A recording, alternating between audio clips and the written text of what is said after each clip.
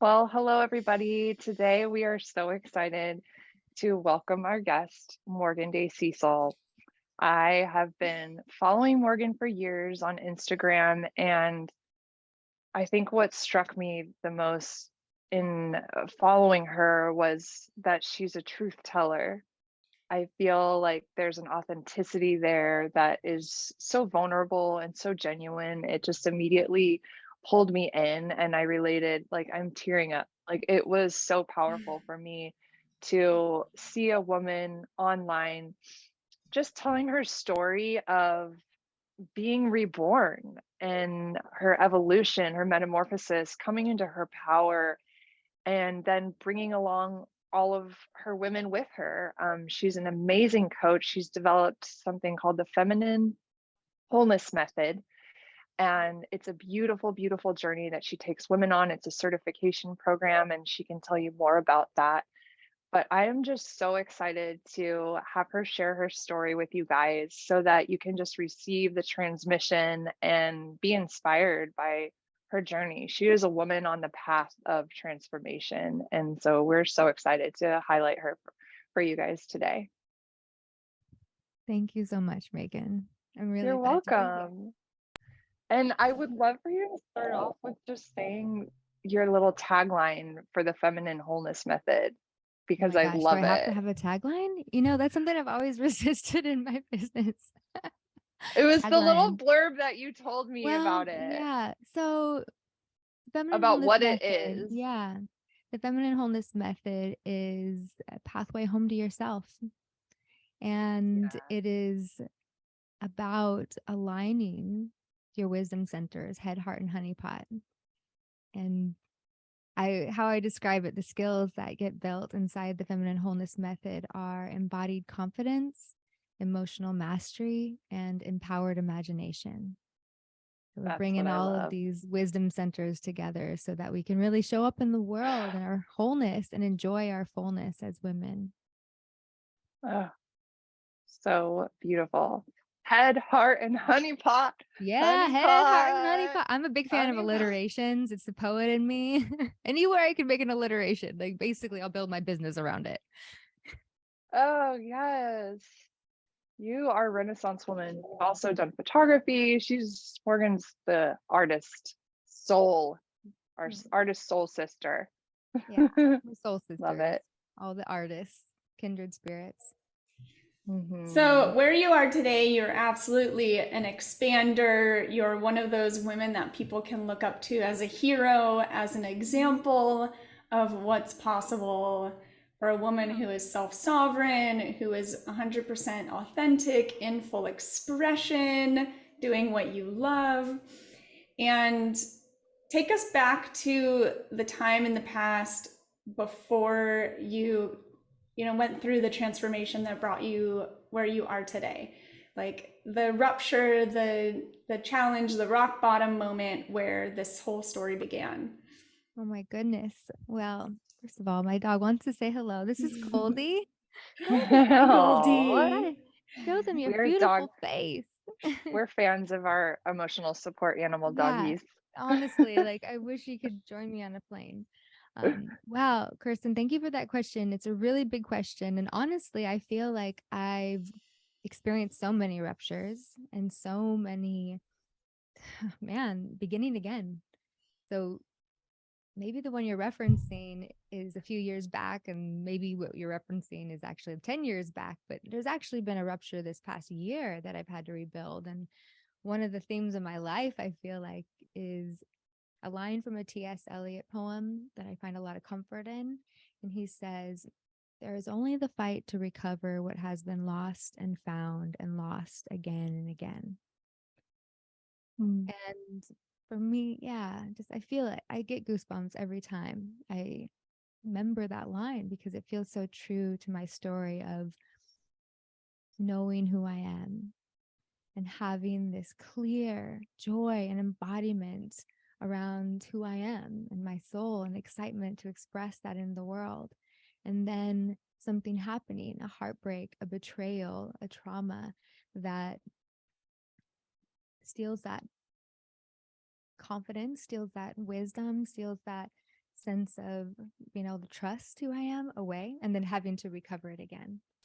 So, gosh, back since I was a little girl, I feel like I've been experiencing ruptures and returns. And that's also a part of the Feminine Wholeness Method. Is it's a framework to reclaim it all. Like whatever you've lost or feel like has been stolen, there's a framework to reclaim it. And that's been my journey. So which rupture would you like to begin with? Yeah, right. I didn't actually have anything specific in mind. Whatever's calling to you in the moment, as just a moment of pain, a moment of hopelessness, a moment where you felt like I'll never be able to get out of this or get past this, because that's the moment that a lot of the women are in who come to our work after going through, for them, it's usually a divorce or relationship rupture, but I'll speak it's to the that same one. experience for every rupture. It is. It's a beginning again of returning to our essence and learning how to show up in the world confidently, embodying our true self. And the rupture that I'll speak about is actually one that I know your audience will really relate to. Even though I wasn't married, it definitely was the heartbreak of a break in relationship and an identity crisis. So when I was 20, in my mid 20s, I fell in love with a bad boy. And he was the exact opposite of anything I had ever dated before. And he was so exciting. And I had this whole path for myself, this dream to study abroad in Europe, live there, get my master's degree in Europe, learn French, learn Italian, learn Spanish, become a professor, and learn to tango in there too somewhere. Take a quick flight to Argentina and come back. But I threw that all away for him. And at the time, it felt like the right choice. And now looking back on it, I actually think it was, even though it cost me a lot. But I do think our soul knows what she's doing, even when our life ends up in shambles and it looks like we made a big mistake. And then there's a lot of regret. So I threw away this big dream of my life and my career in Europe for him because he was a boy from the wrong side of the tracks. And he really prided himself in being an all-American bad boy. I mean, literally, he had a tattoo on his forearm of the Cadillac emblem and the American flag inside. He had never been out of the country, prided himself in all of that, didn't go to college. He was a bad boy. Fell head over heels in love and just smitten. And flash forward a couple years after many breakups and getting back together and then breaking up for good and me moving on with my life, then reuniting on a one-night stand and me getting pregnant. So I was 26, had sex with this man that I was madly in love with at one point, but had decided this was not the path for me, not good for me, left him, but now I'm pregnant. And my hope was that he would want to be a part of the story. I knew his past and his own father wounds, and I thought that this was an opportunity for him to redeem his childhood. So my focus was really on him, it was not on myself. I was falling apart. I was completely terrified. I wasn't planning on getting pregnant. I was not at a state in my life where I was didn't see myself as capable of being a mom at all. Even though I was educated, had a master's degree, I was very much a party girl and not an adult. Like that was part of my life strategy at the time, is just to keep running away from myself in some ways and just party, go to schools, because it looks like you're doing something productive if you keep on getting these higher degrees. But really what you're doing is just racking up debt and escaping. So getting pregnant was the wake up call for my soul. Just like, pay attention. There's something going on here.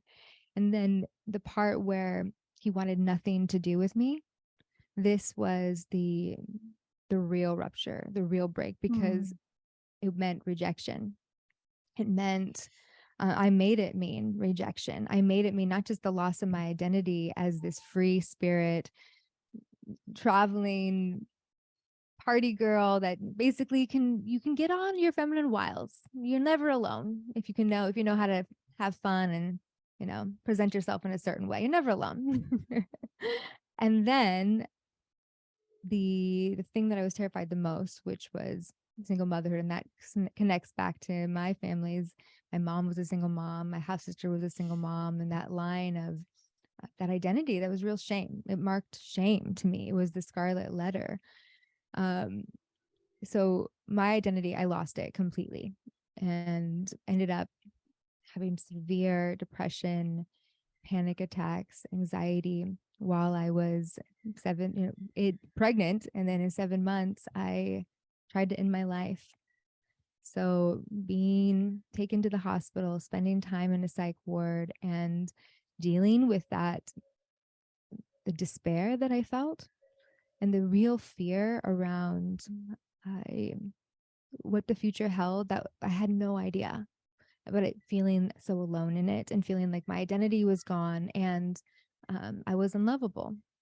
So I think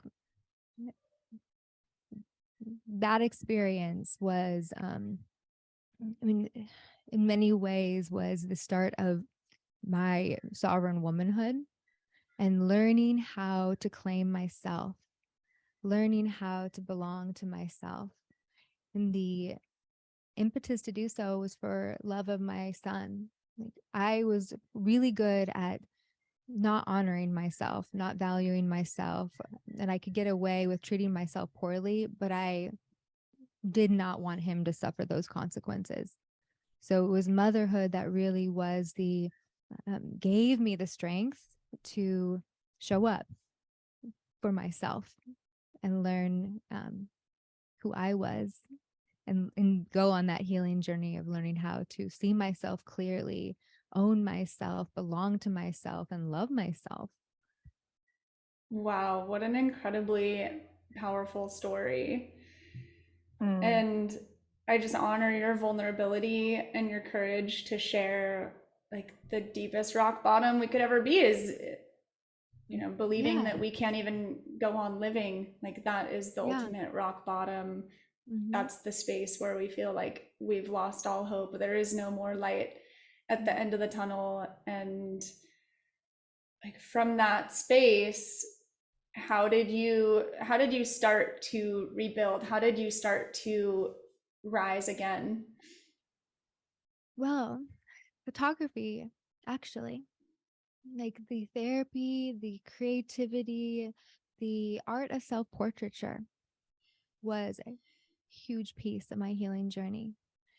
And the reason being because I'm a woman, and so much of my identity loss was this insecurity around what was happening to my body during pregnancy. And as a woman who also struggled with body issues in her teens and food and disordered eating in her teens, it was really difficult to go through pregnancy alone.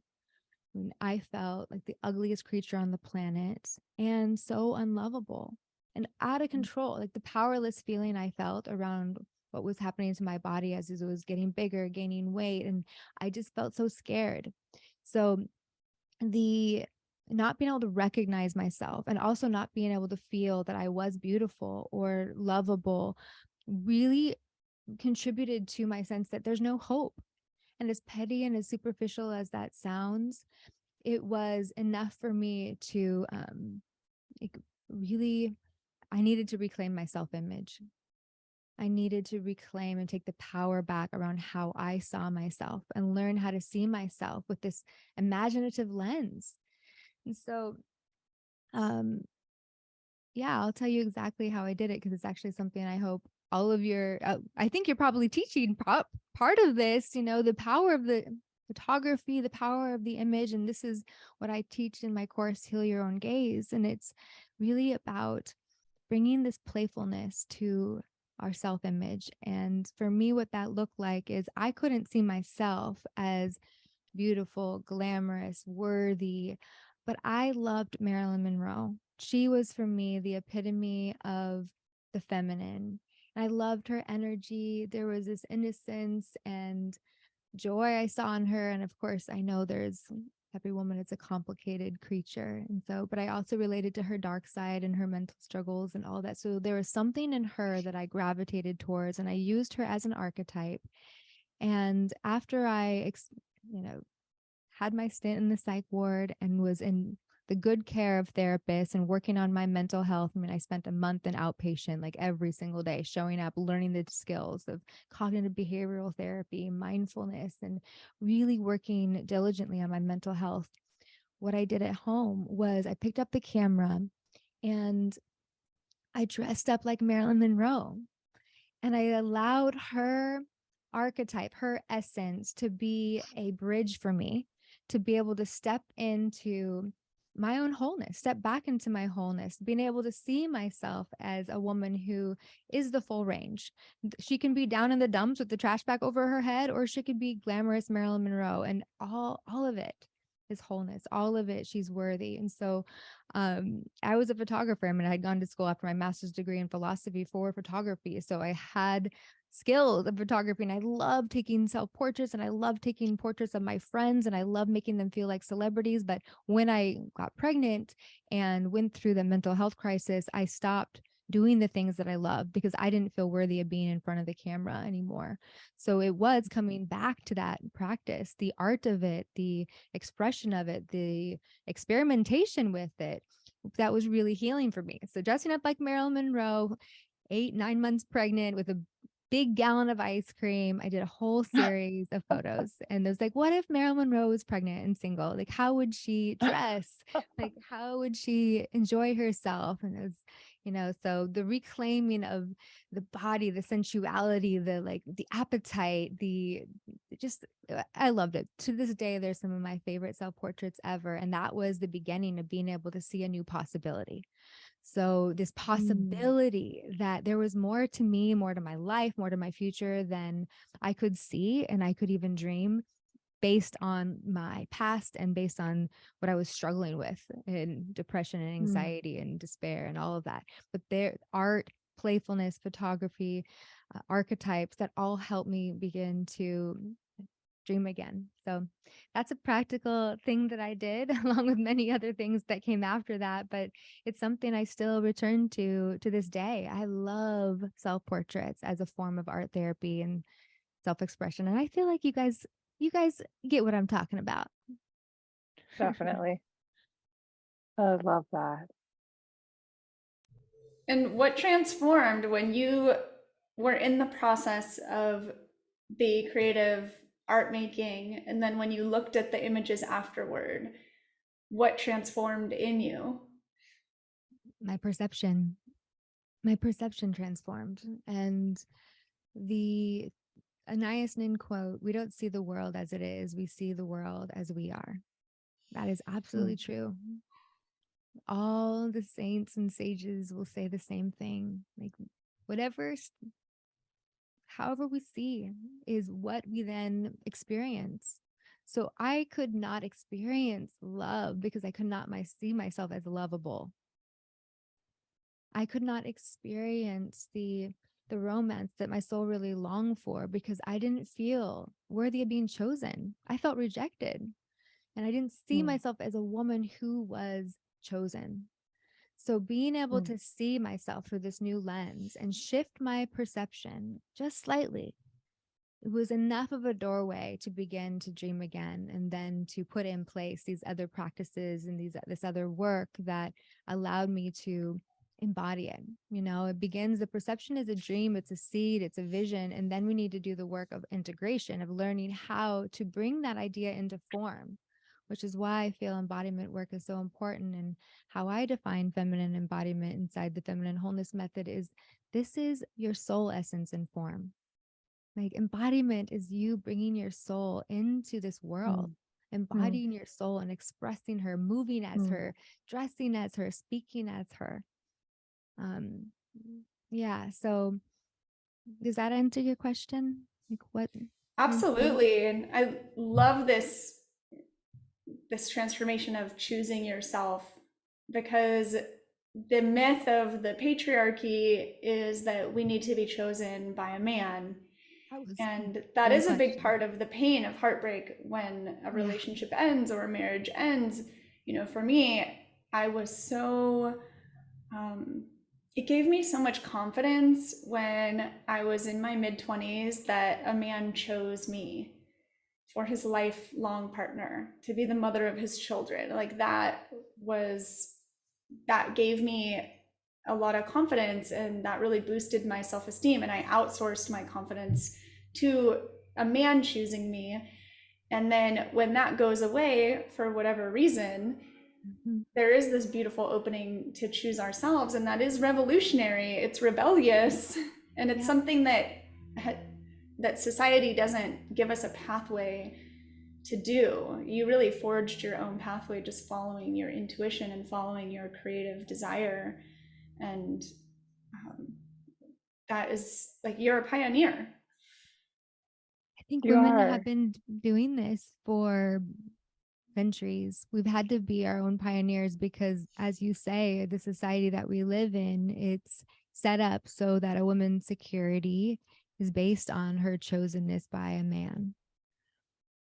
So to go a different way and to learn how to choose yourself is something that requires so much courage and creativity and light, but it isn't something, that's new. Women have been choosing that for thousands of years. Like, I believe that this is we get to follow in their footsteps. This is like the wise women, the wild women, the ones that were burned at the stake, the ones that will never know their names, but their energy left a resonance here that reminds us of what's true. And then, it's like the energy. There's something in Marilyn Monroe for me. And I think each one of us probably has an archetype or an icon that we can borrow her energy, something about her essence. I have Frida Kahlo. Frida, exactly. Yes. She's all over my room, obsessed. Powerful. So powerful. Megan's about to tattoo her eyebrows together. I named fully my embody dog Frida. I feel real. That's amazing. When you were sharing about the Feminine Wholeness Method and why embodiment is so important, it's birthing. I saw an image of you being a doula, a midwife for women, giving birth to their authentic soul selves and releasing that to the world. And I feel like right now there's this calling for women to be midwives for each other, because the thing is, we can't do it alone. Like you said, this shift, this paradigm shift of leaving the patriarchy, finding our own sovereign power, this is something that is so radical and so opposite of what we're inundated with in our culture. We absolutely cannot do this alone. We need the sacred sisterhood. And that's, what me and Kirsten are creating with our divorce program. That's what you're creating with the Feminine Wholeness Method. And I see these women leaders popping up and rising up. And it's like, we've made meaning from the pain. We've risen from the ashes. And then it's like this overflow instinct as mothers to then help other women birth their selves into the world, their soul selves. I love it. Their authentic soul selves. I'm so excited for what you guys are doing. Like, I wish I had what you're doing at the time, 16 years ago, like to have a safe community of to other women who were in the process of reimagining their future, reimagining their identity, and understanding of the heartbreak that comes with a break in a relationship, a loss, a grief, and all that. It's so powerful what you're doing. Like when you were speaking, Megan, I was getting goosebumps in my body just knowing that even if not a word was spoken in the circles that you create, there'd be healing happening, because this energy, this is what I feel is so powerful about community and having each other, is that going back to a perception and the power of the image, we are each other's mirrors. And what I've experienced is gosh, we see ourselves with such harsh eyes. And sometimes that we learn how to see ourselves with such critical, harsh eyes because maybe we didn't have a mother who knew how to be compassionate to herself. And so therefore she wasn't able to see and look upon us and gaze upon us with these compassionate eyes, or eyes of unconditional love and acceptance and praise. So most women out there are walking through the world with such critique and cruelty in their eyes against themselves, but also against other women. And so the very spaces that could heal us, we're terrified to show up because we've had experiences of judgment, of being shamed by the very people that were meant to nurture us. So it is such a scary thing to enter back into community. And it's also the most powerful place to heal. Mm-hmm. Yes, we like to say we break in sisterhood and we heal in sisterhood. Yeah. It's so powerful, the bond between women and what happens when women gather in circles. And like you said, we've been doing it for centuries. Mm-hmm. Yeah. We've just had to go more underground during Yeah. certain times. Right. But it's never stopped. It's I mean, never this stopped. is an ancient practice. Embodiment rituals in circles are, and I mean, these are ancient tools that women have been doing to connect to our power. Because that's, I mean, when we're living in our bodies and we feel safe to feel and be in these bodies, then that's when we're connected to our power. That's when we can bring our medicine, can come through us into the world. But if we're just walking around like these disconnected heads, like living out of the rational mind in this like patriarchal, we're just these bobbleheads, like, you know, I feel like we have to do something radical to come back into these bodies, because this is not the way that we're taught to live in our culture. It's really not. But it's like when we reach those points where we're having the 8 hour, I used to have 8 hour panic attacks after my divorce, when we want to, I mean, when we're hopeless, like that's when we'll do anything to get better, right? Like I remember just being in this place where I'm like, just teach me, what do I need to do? I'll do anything, I'll try anything. And that's when I found embodiment as well, and that's what led to my healing. Yeah Embodiment is, it's such a gift to every single woman because it's right here. You know, we can begin embodiment right now when we come back to our breath and just get curious about our senses, sensuality, and just being able to delight again in our senses. I see embodiment on the mystical side of things and the spiritual. It's us, our soul essence, like how we show up in the world and bring our soul essence into form. But in the very practical ways, like, well, how do we do that?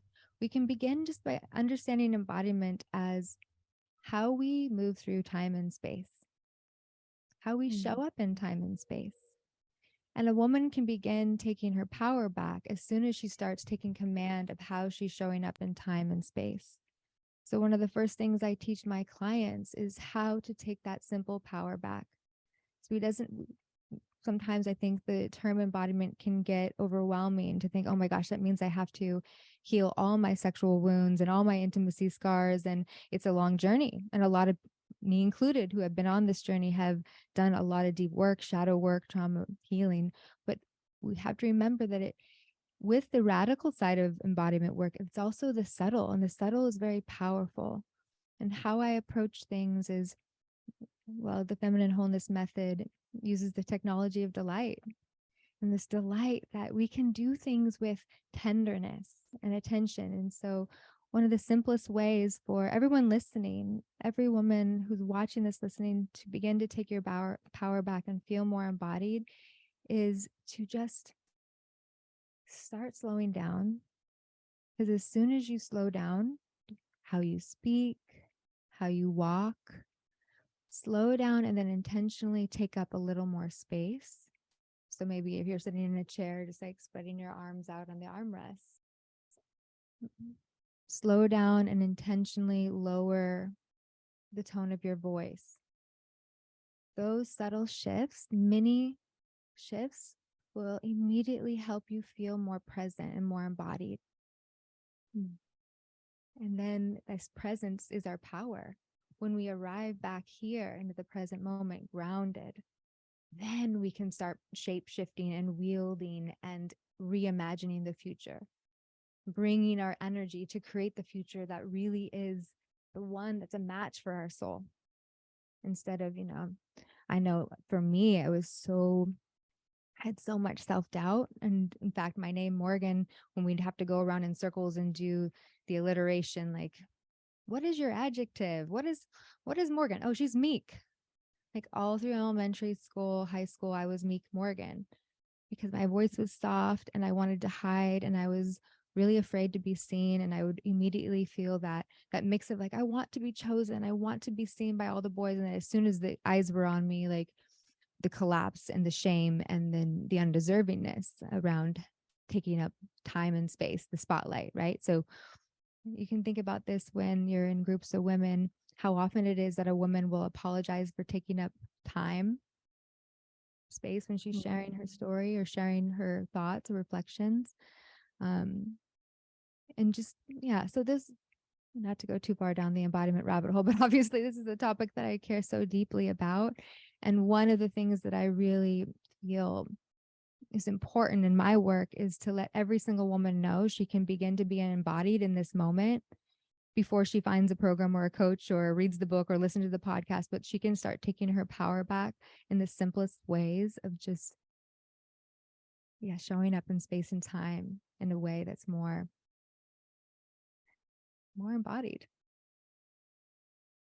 So good. And at the end of the day, what's the value of doing that work? Because I know personally in my journey and hearing from a lot of the women we work with, there's a lot of resistance to coming back into the body, coming back into the present moment, because the body is the place where a lot of the pain and the betrayal and the aggression happened.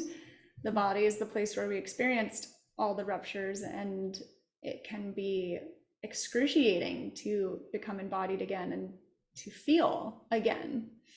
So what's the reward on the other side? Like, why face that resistance and move through it? I think that's a question every woman needs to ask herself, her why. And I know my why, and I don't know if this is every woman's why, but for me, there's a quote that's my life quote. It's by Eden Abez, and it says, "The greatest thing you'll ever learn is just to love and be loved in return." Which, if you love Moulin Rouge, my favorite movie of all time, you'll recognize that line, but the line goes way back.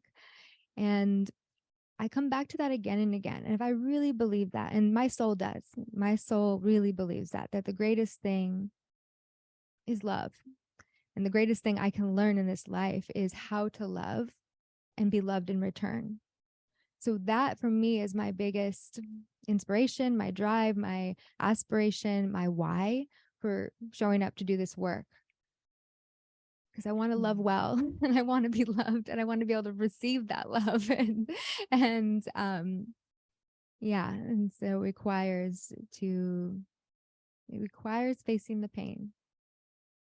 But I don't want to live in fear, and I don't want to live smaller and smaller. And I know what that's like, to let life constrict and constrict and constrict until you feel like you're suffocating in your own life because it's just so tiny, because you've made all of the provisions and so that you wouldn't be hurt again.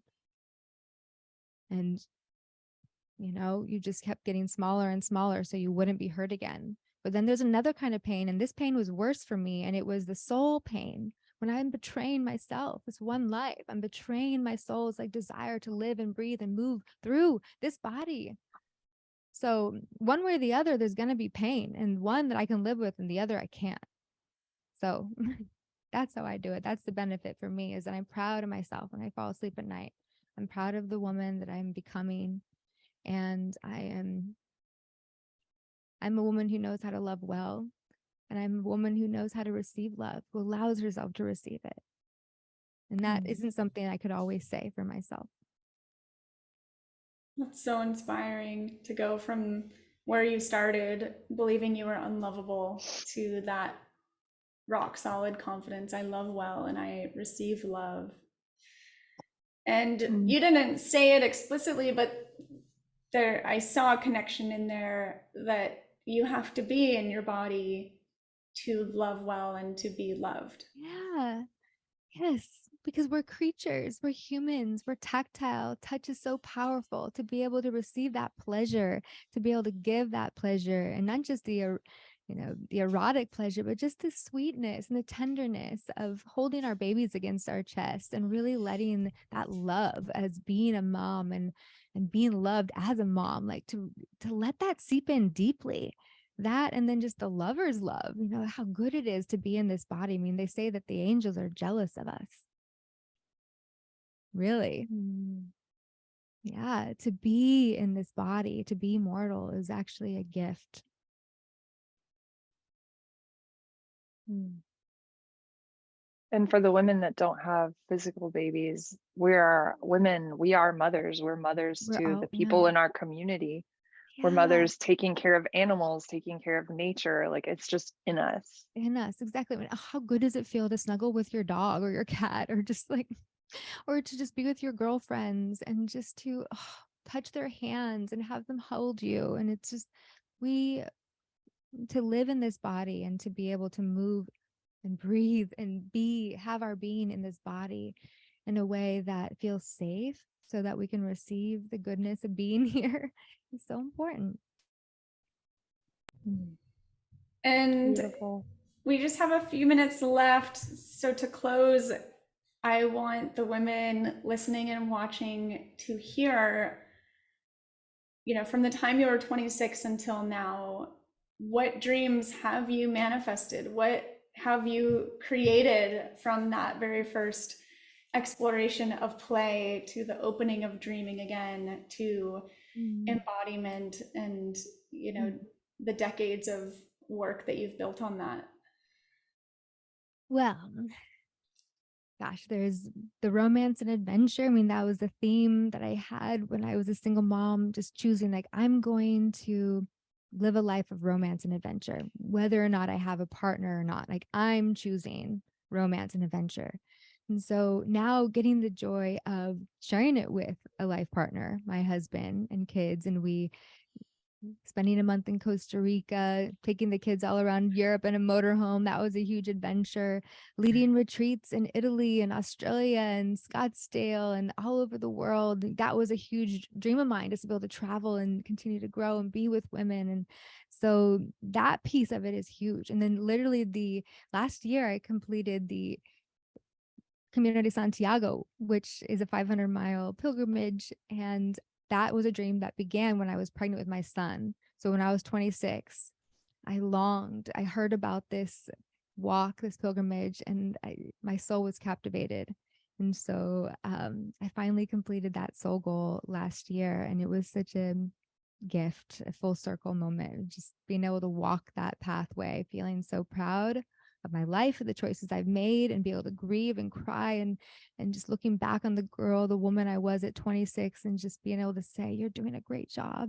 I'm so proud of you. Like, you're so courageous. And and just it chokes me up. But it's like, I feel that now with my future self, like the woman who is in her 60s, and she's looking back on me now and with the struggles that I'm going through now. And there are, there's struggles in this life. There will be troubles, and the suffering is optional, though, I'm learning. But I feel my 60-year-old self, 65-year-old self, when I'm going through really difficult days, saying, I'm proud of you. Like, your dreams, the ones that haven't come true yet, they're coming. Don't give up. So Oh my God, that makes me choke up. I feel love that. it. I love that. And in closing, speaking of the 65-year-old self talking to the woman in the rupture in the rock bottom, channeling your wisest crone archetype energy, what is your deepest wisdom for a woman who's in the rupture right now? you can trust what lights you up. You can trust what lights you up. What lights you up leads you home. That's what I heard. And that's my inner child, my soul always reminds me of that. And so does my future self, is saying, trust it. Like, even if the path seems to lead you sideways, like, trust it. Like, you Yeah. can trust your soul's journey, even when the outside world looks upon it and sees mistakes or failures. It's not. Your soul knows exactly what she's doing with you. So much power. Now I am crying. So much power. That's so beautiful, so simple, and It's simple. just so much truth in that. The soul is simple. It's really beautiful. Trust what lights you up. Trust what lights you up. And your life is the living example of that. So how can women like, it's also not perfect, so don't misquote me. What lights you up doesn't make you perfect. What lights you up leads you home, and this beautiful mess of being human, and it's a delight. But it's far from perfect. Thank you for that too. And Thank how you can so women much. find you? People who want more, people who just want to drink up all this delicious wisdom, how can they connect with you, work with you? The best is probably through my newsletter. So I have a free feminine energy checklist, which is full of my personal morning, noon, and night feminine embodiment practices. So maybe I can send you guys the link, and then people can download that checklist and get on my newsletter through that. And then on Instagram, I recently returned to Instagram. I'm not sure how I'm gonna show up there, but after deactivating it for several months, I've coming back. And so Morgan Day Cecil on Instagram. And if you're interested in learning more about feminine embodiment and practices and guided feminine energy meditations, then I'm on YouTube, Morgan Day Cecil. Yes. So thank you so everyone, much, Morgan. go find her, follow her, just you. eat it up, all this delicious amazingness. And thank you so much for sharing your story. Thank you, you, Kirsten Morgan. and Megan. Thank you so much for doing this and creating this space for women and having me on today. I really appreciate you and the work that you're doing. Thank you. Right back at you. Sending hugs from afar.